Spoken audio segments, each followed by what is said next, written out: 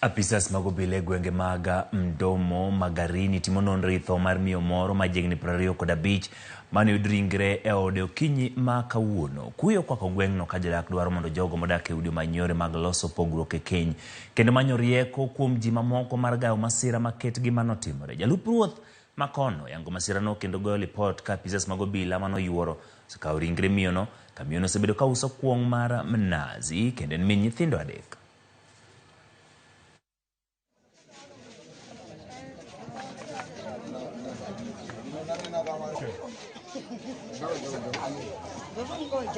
Hiyo ni vibaya sana kwa sababu kama mmekosana na hamuelewani, afadhali mwambie rudi kwao, ama ikishindikana we hama mwachie nyumba kuliko kutoa maisha ya mtu.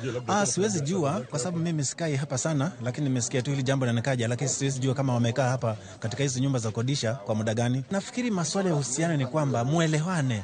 Ukiamua unataka kuoa muelewane. Kama hamwezi elewana, basi ni afadhali umchukue mrudishe kwao kuliko kumtoa uhai. Hiyo ni makosa makubwa sana. Hata kwa wazee hawezi kubali hiyo maneno. Sasa hii hali inasikitisha watu wengi sana, na hatujui tufanye nini kuanzia hapo.